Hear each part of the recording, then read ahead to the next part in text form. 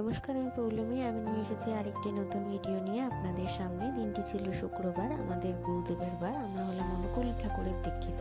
কারা কারা অনুকূল ঠাকুরের দীক্ষিত প্লিজ আমাকে কমেন্টের দ্বারা জানাবেন। সকাল 7টা বাজে, তখন আমার দুধ বাবা উঠে পড়েছে। আশা করি সমস্ত বাচ্চারাই সকালবেলায় পাখিদের মতো উঠে পড়ে আর পাখিদের মতো ঘুমিয়ে পড়ে।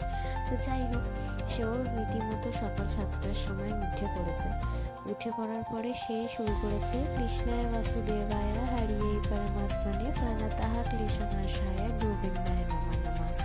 এই মন্ত্রটি সকালবেলা চালিয়ে দেওয়া হয় ফোনের মধ্যে। তখন তার সকালবেলা টিভি চালায় না, তখন ফোনের মধ্যেই চালিয়ে রাখা হয়। মোবাইলের স্ক্রিনকে দেখানো হয় না, মন্ত্র করেই রাখা হয়। তো সেই মন্ত্রটি জাপ করে আর ওরকম হাততালি দেয় রেগুলার। তো তা প্রত্যেক দিনই করে। আজকে সেটি ক্যাপচার করে আপনাদের সাথে শেয়ার করলাম।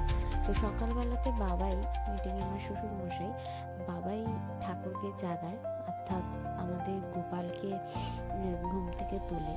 তো সেই রীতিমতো রোজগারের মতো আজকেও সে গোপালকে ঘুম থেকে তুললো। তারও অনেক পদ্ধতি থাকে। এখন প্রদীপ নিয়ে আরতি করা হয়, তারপরে ধূপকাঠি নিয়ে আরতি করা হয়, সমস্ত কিছু করে তাকে অনেক নির্দিষ্ট করে তাকে তোলা হয়। এই যে আমাদের দুই গোপাল, এই গোপালকে আমি বাড়ি থেকে নিয়ে এসেছিলাম বিয়ের পরে, আর এই গোপাল হচ্ছে আমার শ্বশুরবাড়ির গোপাল।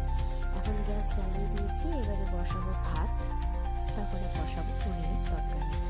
তো এই যে পনিরও কাটা প্রায় কমপ্লিট। এবার আস্তে আস্তে পনিরগুলোকেও রান্না করে দেবো। আলু ফুলকপি দিয়ে পনিরের তরকারি আজকে করবো ভেবেছি, কারণ শুক্রবারে আমাদের সম্পূর্ণই নিরামিষ হয়। মশলাও কষানো প্রায় কমপ্লিট, কারণ এই নিরামিষের দিনটিতে আমরা কোনো রকম আমিষের ছোঁয়া রাখি না, কারণ সম্পূর্ণই নিরামিষ হয় যেহেতু আমাদের গুরুদেবের বার। আপনারা গুরুদেবের বাড়ি কী কী করেন সেটি আমাকে কমেন্টের দ্বারা জানাবেন।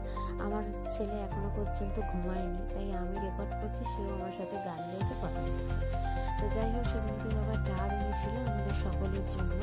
তো সেই ডাবটি, যে গোটা ডাবটিকে নিয়ে তার খেলা হচ্ছিল, তারপরে তাকেও ডাবের জল দেওয়া হয়েছে। তার মুখে এখনো খাবার ভর্তি হয়ে রয়েছে। ওর একটা বদ অভ্যাস, মুখে মুখে খাওয়া হয়ে যায়। জানি না কোন কোন বাচ্চা এরকম করে, যারা যারা করে, তাদের মায়েরা আমাকে কমেন্টের দ্বারা জানাবেন। এখানেই আমার ভিডিওটি শেষ করলাম। সুস্থ থাকবেন, আর খুব সুস্থভাবে কাটাবেন, ভালোভাবে কাটাবেন। টাটা, আসি, টাটা। আবার নিয়ে আসবো একটি নতুন ভিডিও আপনাদের সাথে শেয়ার করবো। আপাতত আমার ছেলে ছোট্ট হাসি মুখের ছবিটি দিয়ে শেষ।